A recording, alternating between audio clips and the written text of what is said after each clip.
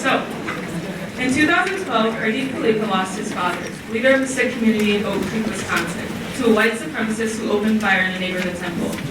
Arnold Mccandless, a former skinhead, spent years committing acts of violence in the name of white power. He was a member and leader of the organization that produced the Oak Creek shooter. In 2013, Pardeep and Arno met for the first time. They founded an organization, ROC2Unite, which brings healing change to communities. Please give a warm welcome to our guest speakers, Pardeep, Kaleka, and Arno Michaelis.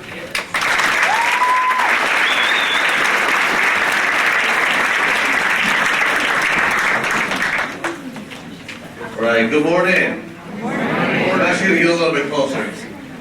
Can't stand behind podiums. Welcome to ROC2Change. We are honored to be here in Rochester. Me and my brother Arno, we will be talking about some very sensitive topics. And these sensitive topics will take you into a place where maybe you yourself might lose track of what our story looks like, and you might go into your own personal journey, whatever that journey looks like.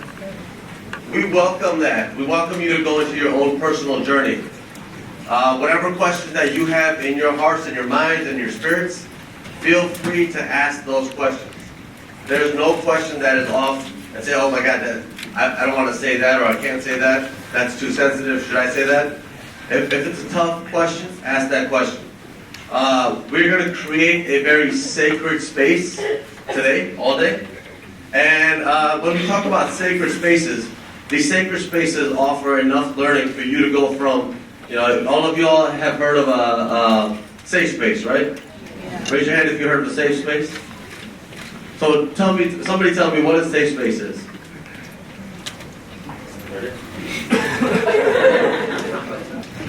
This is popcorn, I just put you on the spot. This is participatory. What's a safe space?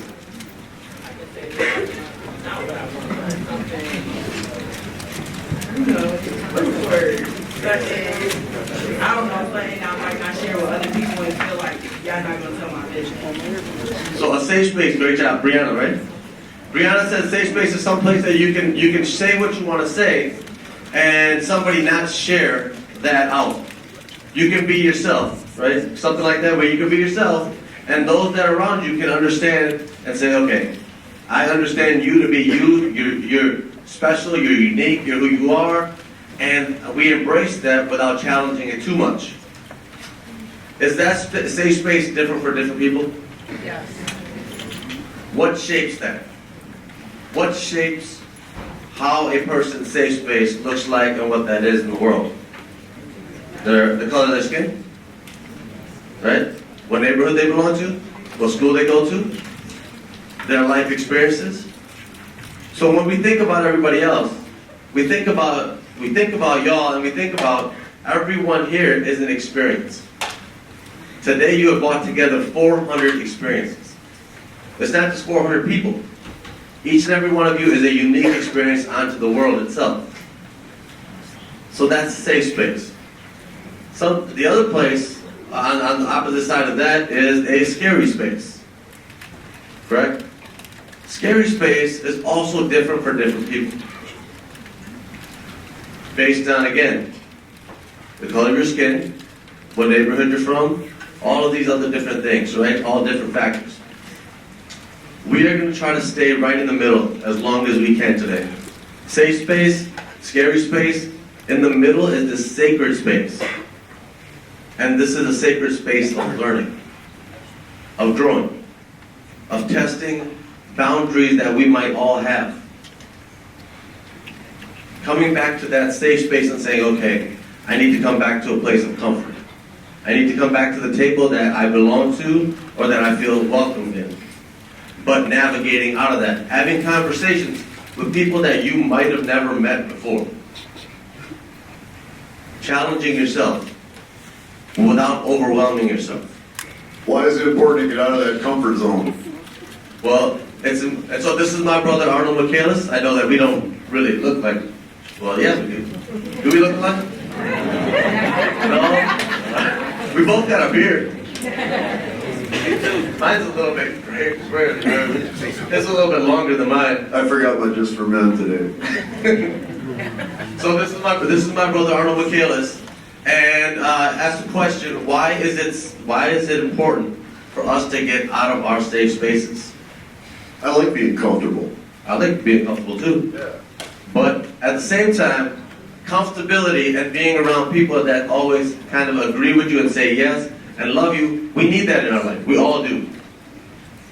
But if you surround yourself and continue to surround yourself in life with yes people, what does that do for your growth? It halts it. Yeah. What was the other one? It halts it. So it kind of halts it. We can do that. We can surround ourselves by as many yes people in our lives as we want to. But that doesn't get to a place of growth. And from what I understand from your administrators, principals, the organizers of this event, is that in this room are leaders. Right? And leadership looks different now than it did in the past. In last night's talk, we asked the people that were there to say, okay, we don't need to say that this generation right now is our next generation to lead the next generation. We need everybody to lead right now. You need to step up right now. And right now what we're seeing is people that are 12, 13, 14, 16, 18 can step up right now. That step up needs you continuously challenging yourself. And so the question of where, and then we'll get to a place of personal storytelling where we'll talk about our own personal stories and how we did become brothers. But keep that in mind today, that we're going to lovingly challenge you to a place where you might be like, well, I don't agree or disagree, or I kind of feel uncomfortable. I'm listening to a former white supremacist. I'm listening to a person who lost his father because of the gang that Arno helped to start. So lovingly challenging yourself to a place of betterment. I like to think of this loving challenge in terms of practice. Who in here practices something? Anybody? What do you practice, sir? Practice football? Cool. How about somebody else at that table who practices something? Lacrosse. All right. Football, lacrosse. Anybody over here practice a musical instrument?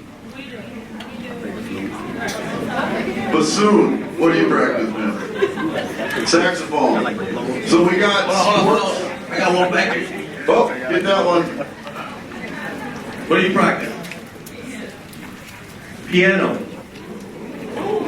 Hey. Piano, bassoon, saxophone, football, lacrosse, clarinet.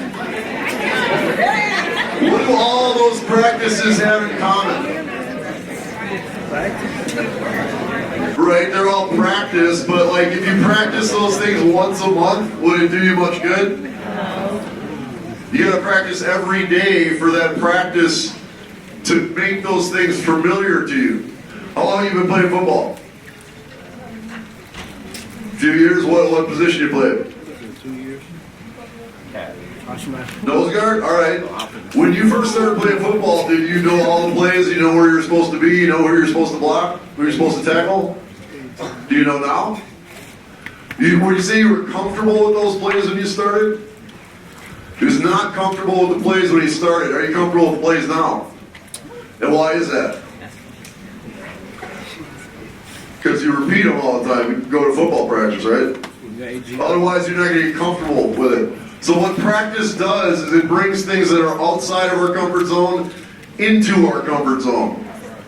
But it's actually our comfort zone that's expanding to contain things that were once outside of it. And that's why it's important that we get out of our comfort zones, because that's ultimately going to make us comfortable in more places. And not only comfortable, but effective. When you first started playing saxophone, right? How long ago was that? 3rd grade, okay. How did it sound? It sounded terrible in 3rd grade. How does it sound now? I mean, it sounds pretty good, right? So you got comfortable. You were not comfortable with saxophone when you started. Now you are comfortable, correct? So that's what happens when we get outside of our comfort zones. Our comfort zone on August 5th, 2012 where a white supremacist gunman killed 6 people and then took his own life, was challenged that day. The 6 people that he killed were all first-generation immigrants. One of the people that he killed was my father and temple president, Satwan Singh Kaleka. This gunman, by his actions, said not only are you, as far as first-generation immigrants, not allowed the ability to be in this country, but you don't have a right to exist on this earth. Coming to this country, we came here when I was 6 years old. My mom, my father, my brother, and I. When we came here, my mother had only graduated from 5th grade. In India at that time, farming towns, girls only really went to school until 5th grade. Oh no. So when she came here, that's all she had to her education. My father was a farmer again, and so he didn't have much of his education as well. Me and Arno have since then written a book called The Gift of Our Wounds. Shameless plug, but you guys should all get it, read it, have it as part of the curriculum. Wait, what do we always say? If you love the book, please review it on Amazon. If you think the book sucks, then you don't have to Just keep review it to yourself. Like your mama said, children should be seen, not heard. Then, other than that, go ahead and speak about it. But for the book, I got to go back and talk to my mom and say, Mom, because when you're 6 or 5, the world looks a little bit different to you. You don't really kind of know what America's about. So I went back to her and I said, Mom, how did you feel when you first came to America? And she just gave me a one-word answer. She's just like, big. And I was like, big? Yeah, kind of a weird answer. But I was like, are you talking about the people? Are you talking about? And I was like, no. She's like, everything was so overwhelming. And so she starts to talk about how the buildings look so big, how the airplane looks so big, how the roads and the streets and the cars, all of that was so overwhelming.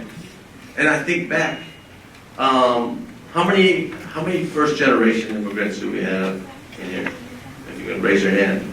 How many people had parents that they had to translate for and have to go and say, okay, what does this look like for me registering for school? Speak up for us.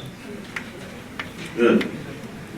So when she came and she talked about how big it was, I thought about the journey of us all, but first generation immigrants, and how a 5th grader and a high school graduate can come to a new country, make home, and really embrace the American ideals of refuge, of immigration, of all these different things. When I was young, you couldn't have told me that. Because when I was young, right, you're trying to fit into this world. You're trying to assimilate. You're trying to belong, and yet you're trying to stand out. And that's kind of what all of you all are trying to do. We're trying to belong, but yet we're trying to be unique. We're trying to stand out. The difficulty in Milwaukee, Wisconsin, when I was growing up, was I didn't know who I was. Right? At that time, I wasn't black enough to be black. Wasn't white enough to be white. Wasn't Latino enough to be Latino. And what was kind of weird is, like, I wasn't American enough to be American, nor was I Indian enough to be Indian. Okay. How many of us sometimes feel like we're just not enough of something to actually be that thing? Like, and people say it all the time. Is that person black? Are you white? Oh, she's not white. What does that mean? Like, she's white, but not white. Is it a compliment, or is that a... Right? Is that person black? Or they black? They're not black. Right? If we code switch in a certain place, like, person that way over here, that way over there, all of us code switch. All of us do different things in different places. When you go home to your mamas and daddies and things like that, at that time, you're gonna say things and not say things. When you see your grandma, say things, not say things. Problem was, I was code switching all the time. I didn't know who I was because I wasn't enough of anything to be that thing.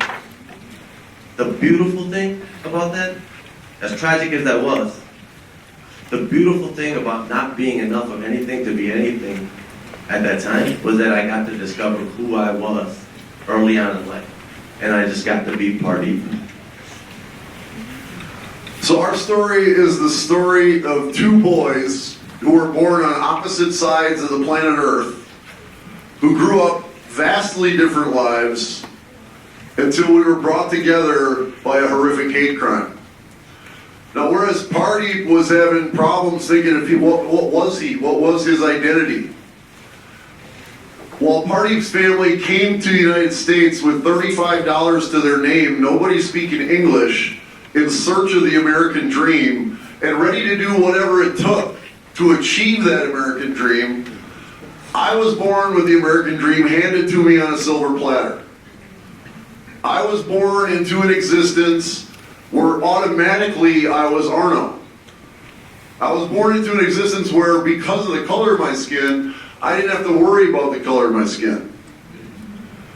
I grew up in a nice house in a nice neighborhood in a suburb of Milwaukee, Wisconsin, called Mequon. It's very well-to-do, very conservative, predominantly white. My parents were together. They loved me very much. In fact, they let me know that all the time. All the adults in my life, as I grew up, would just like fawn over me. He's so wonderful. He's so gifted. He's so special. He can do anything he wants to do. And you would think that that would set me up to do just that, to achieve anything I wanted to achieve. But a lot of times when you look at the surface of something, you don't know the whole story. And the whole story of my house was, my father was an alcoholic. Now, my dad was not an abusive drunk. He wasn't a mean drunk. My dad is what I think of as a fun drunk. When my dad was drunk, we were going to light off fireworks and shoot guns in our pistol range in the basement. That's not normal. That's not normal? You all didn't do that? Who doesn't have a pistol range in their basement nowadays? That's how I grew up. That was my norm. And while my dad wasn't mean or abusive, his drinking put a lot of pressure on my mother. Sometimes my dad did more drinking than working. And that left it up to my mom to sometimes work 2 jobs to keep the lights on and the bills paid in our nice house in a nice neighborhood. And you try working 2 jobs and getting home at midnight and having some drunk dude and all his friends shooting pistols in the basement. Makes it hard to get some rest. And my mother's relationship with my dad sucked. They were constantly fighting, constantly stressed out about money. Some of my earliest memories was being woke up at bar time, which in Wisconsin is 2 a.m., to the sound of my mother screaming in tears at my father to leave her alone. Now, I'm 48 now. I've had the amazing good fortune to travel literally around the world. I've worked with some of the most incredible people on the planet Earth, from all over the planet Earth. Today I understand that there are likely at least 1 billion children on the face of this earth who would feel like they won the lottery if they switched places with me in my childhood. But that doesn't take the hurt out of the suffering I felt just hearing my mother cry. And rather than be a good kid and be like, hey mom, I love you, how can I help? I started to distance myself from her and distance myself from my dad, who despite his disease, he loved me very much. And I knew that. But as I distanced myself from the adults who loved me, it made me hurt more. Now there's a theme that Pardeep and I talk about all the time. And this is not only a theme, it's a tool that I use in my daily life. And the tool and the theme is simply that hurt people hurt people. I honestly believe that all violence in the world, whether you're talking about the scale of a world war, or a terrorist attack, or someone being mean in the Facebook comments section, or some kid getting bullied in the hallway at school. It all comes from suffering. When we human beings are happy and well-adjusted, and we have a sense of inner peace, we got no reason to hurt other people. We got no reason to harm other people. It's only when we're hurting that harm starts to get transferred to other people. Now, Pardeep and I love working with young people because we learn more than we have to teach. We love to learn. And I was talking to a group of middle school students once about hurt people, and I'm all, yeah, hurt people, blah, blah, blah. And this girl goes, Arno, not all hurt people. And I'm like, oh, yeah, actually that's true. That's a really, really important point. Because suffering is the human condition. We all suffer to one degree or another in our lifetimes. We all have some kind of trauma or another to work out. And fortunately for all of humanity, most of us find healthy ways to process that suffering. It might be a great family, it might be a great school, or sports, or music, or art.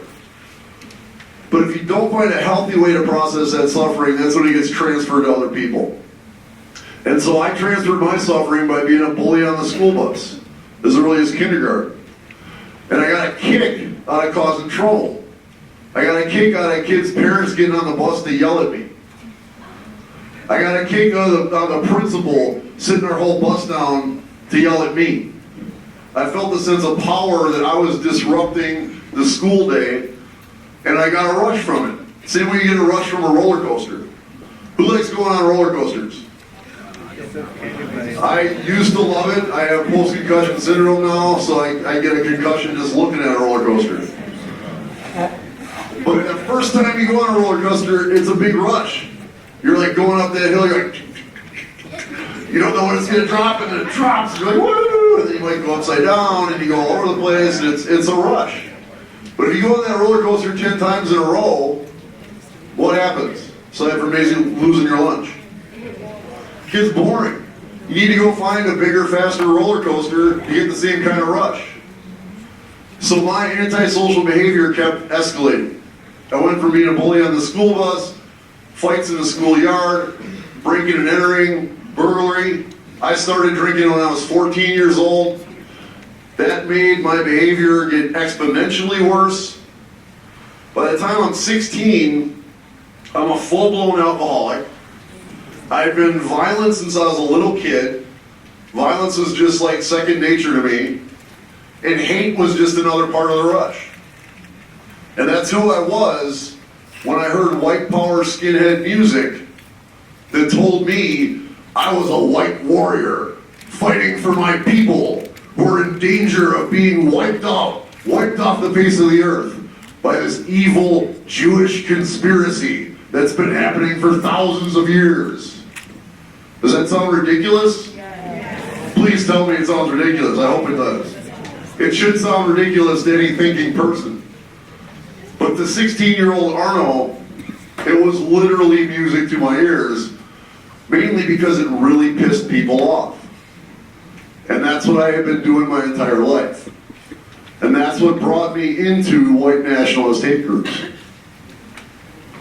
When I was 16, I was graduating. I was about to graduate high school. I went to high school in Milwaukee, Juneau, and really looking forward to college. And during that time, for those, my parents were kind of like your typical Punjabi parents, and they would ask me all the time, "What do you want to be when you grow up?" We do that since our kids are like 2 years old. We ask them like, "What do you want to be when you grow up?" As soon as they can talk, "What do you want to be when you grow up?" Secretly, Punjabi parents are like, "Please say a doctor or an engineer, something that makes money." But for some reason, I said, I want to be of service. And I didn't know what that actually was going to look like. And so I graduated high school, I went to college, became the first person in our family to graduate from college. Went to Marquette University. Some of you may have heard of a basketball program that Dwayne Wade used to belong to. That's Marquette University. And so I went there, and there I received my degree in criminal justice. And I became a police officer. And I became a police officer, and my first patrol area, my entire patrol area, has a documentary named after it. It's called 53206. Understanding the history of Milwaukee and just the way that Milwaukee is, this documentary talks about just the rate of incarceration of black males in this specific zip code, this little area. That's where I was a police officer. So the entirety of my policing career, my entire 5 years, I did not write any parking citations. I didn't write what we call moving violations, traffic tickets and things like that. The entirety of my career was drug arrests, violent crime arrests, domestics, and just, I mean, maybe I averaged about two arrests per day.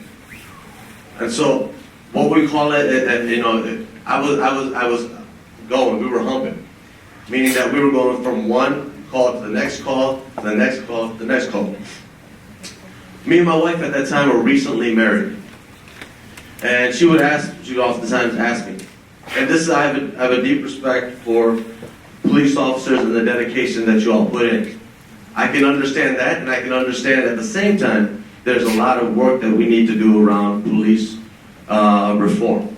So those two things can exist at the same time, right? I can understand policies that affect people, and I can understand that police officers are human beings. During that time, my wife would oftentimes ask me, we're newlyweds, and she's like, "Oh, so how was work?" And for a little while, I kind of be like, "Oh, it was good, it was good." And then she'd keep crying and be like, "How was work? Tell me about work. You never talk about work." And really, at that time, I conceptualized, I'm going to put on this bulletproof vest. I'm going to put on this back belt with this gun. I'm going to put on this shield, this uniform. All of this stuff I'm going to put on as I go to work. And at work, I can do what I need to do for work, but then when I come home, I can take it all off. Now, the difficult part about life is it doesn't work that way all the time. Whatever you put on, whatever you learn, whatever you consume or take in, you can't always just put off or take off. It becomes a part of you. And so she used to ask me these questions, well, how was work? And I told her, eventually I said, listen, if you don't keep asking me how was work. And she's like, why? I said, if I gotta, it's one thing that I have to go to work. It's another thing that I have to come home and repeat that. I was trying to conceptualize my existence as a police officer and seeing the things that you see. And so after 5 years of policing, I decided to hand in my badge and my gun, and I became an educator. And I became an educator in the same neighborhood that I was policing. I became an educator in 53206. And I started working with, at that time, what the state labeled at-risk high school youth. Behaviorally, academically, or sometimes they were labeled as both at risk. And what I saw, you know, even when I started to teach, I think I went in teaching the same reason I went into policing. I wanted to be of service. I wanted to help. And here I go, and I'm going to help these kids. And Arnold already kind of alluded to this earlier, right? Is that oftentimes within these experiences that we all experience together, we understand that you help us much more than we can ever help you. And so we thank you for today. We thank you for listening to us. At that time, when I would go into the classroom, you know, education, and I would tell teachers that, you know, education is about three things: developing relationships, and developing relationships. And for my entire 12-year career, I did not have to suspend one person. I did not have to suspend one kid. And I would say, no, I should take that back. I did not have to suspend one kid that I could have preemptively kind of gotten in the middle of, because sometimes, every once in a while, there would be some Facebook. At that time, Facebook was a big thing for even kids. I know kids have since then stopped using it, But every once in a while, you would have a fight that would just break out, and you never knew that it was coming. Unless you like look down at somebody's hands and be like, okay, she's wearing all rings today. We know something's about to go down. But any suspicion that I could have actually gotten in front of, we could by developing relationships. And that was actually where I was. So I was on summer break, 2012. At that time, Obama is in office. And at that time was when August 5th, 2012 happened, which sadly at that time was the deadliest hate crime committed in a place of prayer by an affiliated white supremacist in nearly 50 years. Since 4 girls endured the impact of a bomb intended for Dr. Martin Luther King Jr. 50 years prior. And sadly, since then, this type of crime has been repeated over and over and over again. So again, thinking about the American dream, what is it? Who is it available to? What are people going to do to achieve it? You just heard how when Pardeep was 16 years old, and he got older, he went to college. One of the most prestigious colleges in the Midwest.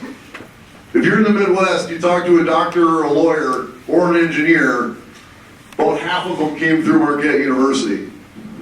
Pardeep could have taken his degree and wrote his own ticket with it. He could have became fantastically wealthy. And instead he said, I want to serve. I want to serve in the roughest part of Milwaukee. Then you got me, Midwestern white kid, born with the American dream handed to him on a silver platter, and all I want to do when I'm 16 is hurt people, and break things, and hate, and destroy society. Listen to these 2 stories. Tell me what immigration's all about. What does immigration do for our country?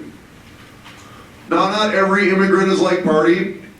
Not every U.S.-born citizen is like me, but I still think it's something we need to do as a country and ask ourselves what makes this country special? What makes America great, in my opinion, is immigrants and refugees. I've never met anybody who loved this country as much as someone who came here looking for a better life, or in some cases fleeing for their lives. So my friends and I get together, we start this white power skinhead gang. I had been screaming in punk bands for a couple of years. I don't have a lick of musical talent, but I can scream really loud. And I can get people crazy. So my friends and I started our own white power skinhead band, and we made the same kind of music that I had heard that recruited me into the white nationalist ideology. My friends and I, when we weren't making this music, we'd get drunk, we'd go out in the streets, we'd pick fights, we'd jump on innocent people and beat them because of the color of their skin, or because we thought they were gay, or because we were just drunk and they were in the wrong place at the wrong time. That's what me, the U.S.-born citizen who was handed the American dream, was doing for kicks when Pardeep was going to college.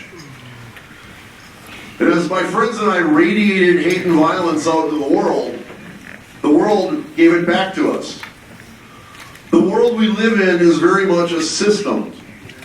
And whether that system is just like a group of people sitting around a table, or it's a small town, or it's a city, or a state, or a country, or all the countries on earth, it's all an interconnected system. And what you input into the system determines what kind of output you get back. So my friends and I are inputting hate and violence into the system. What do you think we got back? Go figure. We weren't smart enough to figure that out. Within 6 months of starting this gang, my best friend who started the gang with me, and who played guitar in our band, went to prison for shooting a kid that came to do a drive-by in our house. Within a couple years, another very close friend of mine, who I shared a birthday with, he was exactly 1 year younger than me, he was shot and killed in a street fight. as he was out practicing hate and violence as I had taught him to do. And rather than take these misfortunes that we brought upon ourselves as a wake-up call, if we were smart, we would have been like, maybe we should change course. Maybe we should do something different. But instead of doing that, according to the white nationalist ideology of fear and irresponsibility and blame, we just blamed all these bad things that we made happen on everybody else. We blamed it on Jews. We blamed it on people of color. We blamed it on gay people. We blamed it on white people who weren't racist. We blamed it on everyone but us. And that just made things spiral further downward and get worse and worse. During this 7-year period, I attempted suicide twice. Both times by slitting my wrists. I was lucky that both times I had skinhead girlfriends that weren't squeamish at the sight of blood and knew enough basic first aid to keep me from bleeding out. Otherwise, I wouldn't be here to tell you this story. It could be argued that the entire 7-year period I was involved in hate groups was an ongoing suicide attempt. Because I did not care. I didn't care if I lived or died. Looking back, I understand that I hated myself. And because I couldn't have a positive relationship with myself, I hated other people. Is that an excuse? Absolutely, it's not an excuse. There is no excuse to hate people and to harm people because of their color of their skin or any other reason. But that is the reason why that happened. And if we don't understand the reasons why things happen, we're going to have a really hard time preventing those things. Now, the most frequently asked question I get, and I'm sorry if I'm fending off a question you guys might have in your mind, is how did I get out? The simple one-word answer, which you may have gathered is not my strong suit at this point, but the one-word answer is exhaustion. It's exhausting to be terrified of every other human being on the planet Earth every waking moment of your day. Again, should we feel sorry for people who voluntarily put themselves in places where they believe that? Not necessarily sorry for them, but compassion is very important. It was ultimately compassion that led me to change my heart and mind, led me to a better place. This exhaustion came from all sorts of directions. From day one, I knew what I was doing was wrong. There were times like as I'm hitting somebody that I got a voice inside me going, what the hell are you doing? What's wrong with you? You are a horrible person. And I didn't have the courage to even acknowledge that voice, much less answer those questions. So I'm constantly trying to suppress this knowledge that I'm wrong, that's coming from deep inside me. That takes a lot of energy. It was exhausting to cut myself off from the rest of society, which you have to do when you adopt a violent extremist ideology like this. Now, I grew up film, TV, music, sports geek, and I still am. I'm from the state of Wisconsin, and in Wisconsin, we have a statewide cult. It's called the Green Bay Packers. Thank you, thank you. We're looking good this year, too. Back. 49ers are going to make them. Well, let's see. What's up? Yeah, we'll be. I'm looking. I got that one circled. Passion. That's right. We're a cult. Where we wear cheese on our heads. We call ourselves cheeseheads. Now, when I was a white power skinhead, I couldn't very well get all my white power buddies together on Sunday and watch the Packer game. Why not? Who is on an NFL football team? Everybody. Exactly, that's the point. An NFL football team is not very white power friendly. You got a bunch of black guys, a bunch of white guys, people from all different backgrounds. And if they want to have a prayer to win in a game, they not only have to get along, they got to work as a unit. So I had to sneak away from my white power buddies on Sunday, lock myself in my dingy little efficiency apartment, turn the Packer game on really low on my beat up little TV, and be like, woo, touchdown. And it was ridiculous. I knew it was ridiculous. But if my buddies would have caught me watching the Packer game, it would have made me a traitor to my people. It would have made me complicit in the destruction of the white race. Does that sound ridiculous? I hope so. It was ridiculous to me even then, and I knew it was ridiculous. But I didn't have the courage to be like, you know what, all of this is ridiculous. Maybe I should think and act a different way. So I snuck around to enjoy things that are just normal to everybody else. But what was most exhausting for me was when people that I claimed to hate treated me with kindness. And I was very fortunate that that happened time and time again throughout the 7 years that I was involved in white nationalism. There were very brave people, like a Jewish boss, a Latino coworker, a lesbian supervisor, black coworkers, who refused to capitulate to my hostility and instead dictated the rules of our engagement to me. Everything I did back then was meant to provoke hostility.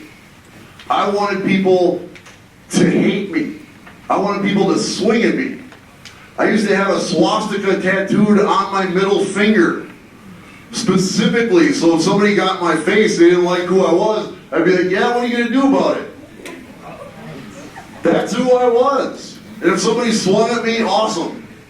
If I got my ass kicked, awesome. And I got my ass kicked as often as I beat up other people.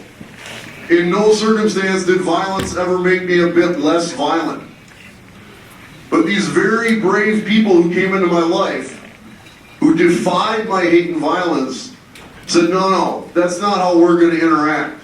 I'm going to demonstrate for you how a human being should treat another human being and let you know that this is what awaits you if you can leave all that nonsense behind. And that's what happened. Every time I experienced an act of kindness, I had a job. I dropped out of high school after sophomore year because I'm a gifted genius. Did I mention that part? My mom says I'm a gifted genius, so it's got to be true. And as a gifted genius, what need do I have for high school, right? I don't got to go to school. So I dropped out of high school, and my mom, being very practical, and her and my dad tried to keep me in school, but I'm just out of control. My mom says, if you're not going to go to school, you need to get a job, because I can't afford to support you. I'd also moved out of the house, because I'm a gifted genius. And my mom asked a high school friend of hers, who had a t-shirt printing business, to give me a job. He's like, sure. So now I got a job printing t-shirts 40 hours a week, third shift. I'd often show up to work drunk, or I'd show up hungover. I rarely had a lunch, because I'm too much of a drunk to pack a lunch for myself, and I don't have any money, because I spend it all on beer. And one day I collapsed in the corner of the break room during lunch. I'm this hungover, pathetic mess. And everybody at work knew my deal. Like, you didn't have to think too hard. I was a white power skinhead. I had a shaved head, swastika tattoos, swastikas on my jacket, red laces in my steel-toed boots. Like, it was plain that I was a racist, and I was very outspoken about it. So there was no illusions for any of my coworkers about who I was or what I was about. But as I'm laying there in the corner of the break room, a coworker of mine, Lonnie, this black man, is opening up his lunch. He's got a sandwich cut in half, and he sees me in the corner there, and he's like, hey, skinhead, you want to have this sandwich? You look hungry. Now, the last thing I'm going to do is accept a sandwich from a black man, because I'm the white race, so I'm superior Aryan Superman. I don't need help from a black man, but I'm hungry. Hunger's a pretty powerful motivator. So I get up, I go over there, I snatch the sandwich out of his hand, I don't even say thank you. I go back into my corner, I wolf the sandwich down. Lonnie doesn't bat an eye, he goes back to eating the rest of his lunch, talking about the Packer game with all our coworkers. And I'm kind of like, oh yeah, what was that awesome when they won touchdown? Oh, that's right, I hate black people. And I hate Latino people. And I hate the Packers. I can't talk to them about the Packers. That was my existence. And the idiocy of it was drove home by that kindness. That kindness was power. The kindness brought brought that exhaustion to a point where I'm looking for an excuse to leave in early 1994. That excuse comes in two stages. Early in the year, my girlfriend and I broke up. Go figure, but hate and violence and alcohol is not a recipe for a healthy relationship between a man and a woman. Remember that, kids. I became a single parent to our 18-month-old daughter. A couple months later, after a concert my band played, another friend of mine is shot and killed in a street fight. By this time, I had lost count how many friends have been incarcerated, and that's when I made up my mind to leave white nationalism.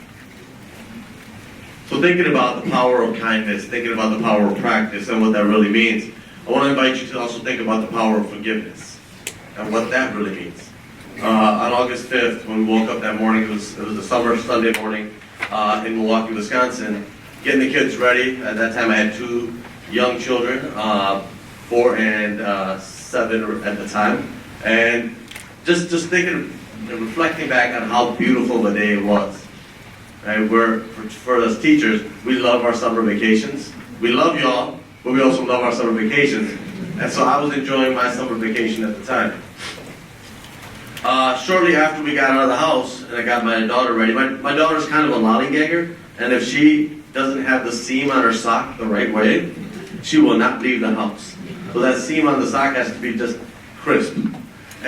So my son is kind of militant though, my 4-year-old. At that time, he's ready in like a minute. And so he's ready, waiting at the door, we're getting out, we get into the car, we start driving off, and on the way to what we call the temple or the Gurdwara, my daughter lets me know, hey Dad, I forgot my notebook at the house. Sunday school notebook at the house. And at that time, I'm kind of looking at her. Right now, gas is about $2 something per gallon. At that time, it was like $4 per gallon. So I'm weighing in my head, I'm also kind of a cheapskate, so I was like, oh man, this is gonna waste like $5 and something worth of gas. We gotta turn back around and go. So all the way home, we make the decision to turn back around because I'm looking at her face and she looks concerned. I also don't want to be like looked at as a bad dad, so I'm like, we gotta turn back around, but I'm lecturing her all the way home. You just wasted $5.12 worth of gas. Right? And she's just sitting there like, oh, thanks Dad, thanks for turning back around. I don't want the teachers to come down on me, and we got some strict Sunday school teachers, thank God. And we get back home, and there's a couple memories that I remember from that day just that really, that you can see crystal clear. Sometimes when things are happening in your life, there'll be certain visions that you see, and those visions will be super crystal clear. And one of the crystal clear memories is of her running back out of the house as she goes to get this little red notebook, and her running out with just pure joy on her face. And she's just running out. And meanwhile, I'm sitting in the car with my son, and I'm like, get your ass in the car. but there's just the joy on her face is making me feel happy, but I don't want to show her that I'm happy. I'm like, this has got to be a learning lesson. We can't keep forgetting something. And so she gets back in the car and we start to drive off. As we start to get closer to our temple, I start to notice squad cars coming from different jurisdictions. And now, having the experience of a police officer, I start to think, wow, like what could have happened that is demanding this kind of response? Because this wasn't just 1 or 2 squad cars. This was a plethora of squad cars, and they're coming from all different jurisdictions and counties, and I'm like, this is a Sunday morning. I just kind of mind, go back to my own personal business, going the speed limit, as we all should do. So I just kind of go back to and I'm reflecting again on how nice of a day it was. And as we start to get closer to the Gurdwara, I see a police officer barricade off the street. Now I've already wasted $5 something worth of gas. And that street, if you barricade that street off, it's one of those county streets that if that one's barricaded off, it's like a main thoroughfare, that you would have to drive around some more. And so last thing I wanted to do is waste more gas. And so I get out of the car and I approach the police officer. The police officer right now is just kind of barricading it off, and I asked him, I said, sir, what's going on? Why is the street barricaded off? And he just, matter of fact, just tells me, there's a shooting in the temple and the scene is not secure. And I kind of like, what? And some of us, Have you ever just asked that reactionary what? And you know you heard what you just heard, but you're secretly hoping, subconsciously hoping, that they changed what they just said. And so I asked that what, but he didn't change what he just said. And he says it again. And then at this time, I know that my father and my mom are both inside the temple at this time. Right? And he says it again. There's been a shooting at the temple and the scene is not secure. And I remember this police officer in front of me. That's another vivid memory that I have.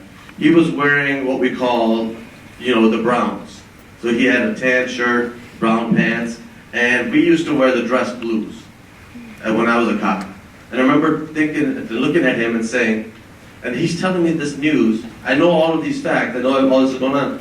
And the thing that I thought about at that moment was, this has got to be the ugliest, shitty looking uniform that I've ever seen in my life. And sometimes like, why would I think that? Why am I so what I wore blues and he's wearing this tan, ugly, shitty uniform? Right?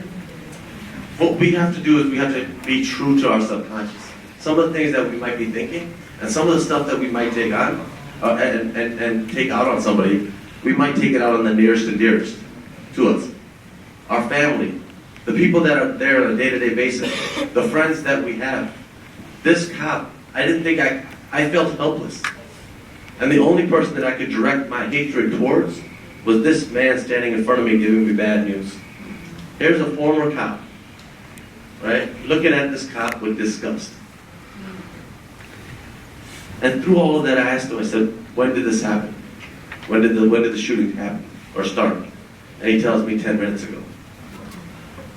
And so I think back about my daughter forgetting the notebook. I think about all the time we wasted, the gas that we wasted, me chastising my daughter, and the vividness of that memory of her having this notebook. And I realized the only reason that I didn't have to make the choice of being able to save my 2 little children inside this place of prayer as a gunman came and shot everybody that he could was because I made my daughter a priority. Right? We made our children a priority. And I said from there on, no matter what, whoever was standing in front of me, whoever was there, if it was my friends, if it was students, I am going to make you a priority. I had to live with that. I had to live with that after the shooting happened and the days after. The days following, I buried myself into my own personal grief. And we all grieve differently. But I grieved in a way of, I buried myself into work. Planning the funerals for all these 6 families. Trying to raise money, because most of these families that lost their loved ones, lost the only breadwinner of their family. Most of the women that were here were first-generation immigrants who, same as my mom, only had a 5th grade education. There's not much of a job market for people who only have a 5th grade education and don't speak English. So we raised about $50,000 for families. We wanted to be able to pay their rent. We wanted to be able to help them support themselves and be able to grieve. But then my grief, my personal grief, came second to everybody else's. I want to give you the time to be able to grieve, so listen, I don't need to do that. I'll work my way out of this. Sometimes we think we can do that. We can work our way out of our own personal sadness. Whatever we're going through. At some point, you're going to have to take it on. You're going to have to really just address it. I'm telling you, I'm also a clinician. I'm a trauma clinician. And sometimes what we have to do is we have to, and I'm not saying this because I don't know every person's particular story, but part of you actually working through whatever your sadness, whatever that is you introducing forgiveness. You introducing forgiveness. And for us, forgiveness look completely different than somebody else. So I can't say that your journey is going to look this way. I don't know who has hurt you, but I will say to you, forgiveness, in short, is about, it's less about forgetting and it's more about freedom. Kindness is less about accepting and more about power. So you have to reclaim that power. And for me, that reclamation only came when I said, I need to go to, not a safe space. I don't want to hear the naysayers anymore. I don't want to hear that. And I can't go to a scary place because somehow, some way, I think the world is a scary place right now with everybody walking around with all these guns and this and that. I think I'm living in a soup of scariness. I need to go to this sacred place. And this sacred place of learning, not just about the world, right? But about myself. Sometimes we become great at looking at societal ills, social issues. So we get great at looking out of windows, but we all suck at looking in the mirror. Okay? And so I knew that as much as I was working on societal issues, gun violence, immigration, all of these other things, I needed to take a look in the mirror and see what was happening in my own personal being. I didn't know that it would take me reaching out to the person that started the gang that the shooter belonged to. The shooter's name was Wade Michael Page. I feel it important that we need to say his name. He also had an existence. And people often say, Pardeep, why is it that you can just say his name? Other people can't even say the name of the abuser. Other people can't even murmur that name, and that's fine. That's okay. And I told him, I said, I can say his name because I got complete power. And that power came back with complete and real forgiveness.